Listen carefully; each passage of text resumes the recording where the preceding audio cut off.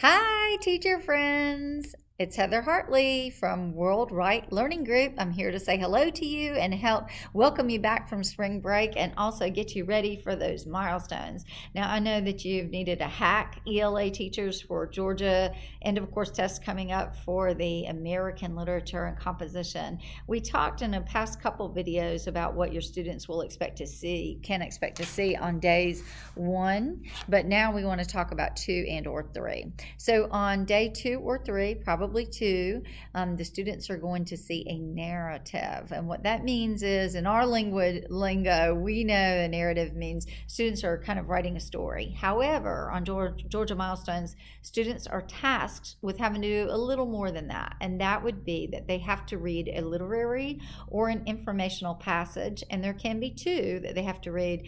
And then they will have to, they'll be prompted to write a response. Now, this is a holistically scored piece.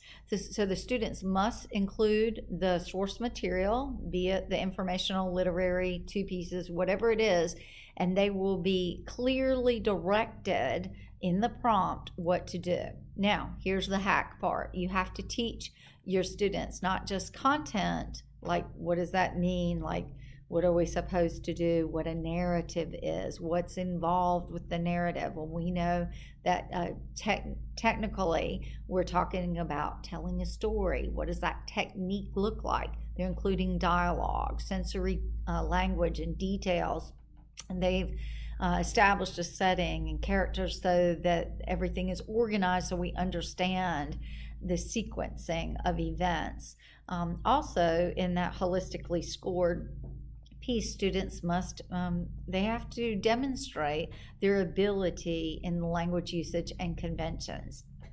Remember, it's not the 1 and 2 traits the students will be scored on, it's holistically scored. So we're looking at how well they've told the story based on the source material, and did they follow the direction as well. So content and directional vocabulary is very important. So what does that mean? So let's pretend that a piece has been pulled from the Scarlet Letter, and you have an extract or an excerpt, and then maybe the prompt tells your students to take the perspective of this character, and from there they have to take on the persona of that character and explain events from their point of view.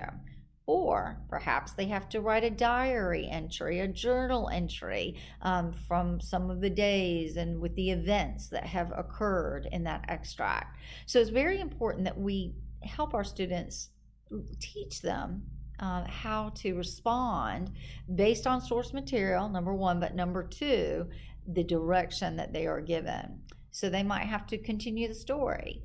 They might have to take on the perspective of one of the characters.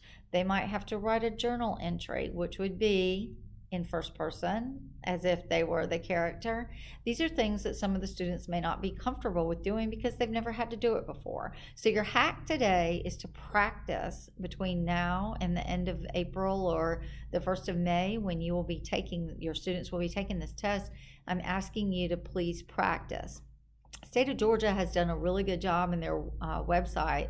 DOE has posted samplers. So these are the item writing samplers where your students can actually go in and take a look at some well-written narratives based on source material. They'll read the source, and then they can go through and read how a student's response garnered the 4 or the 3 or the 2 or the 1, and they can follow along with the rubric. And that's a great exercise that you can work in with your students. Remember, they don't have to always be writing narratives in your class in order to perform well on this portion of the exam. What they need to do is to understand what the direction is. So it's content and directional vocabulary are your friends, and that's your hack for today. All right, teachers, remember you can always reach out to me. I'm Heather Hartley at World Right Learning Group. I'm on the web, and you can email me at worldrightlearning@gmail.com, and I look forward to talking to you. Take care and best of luck.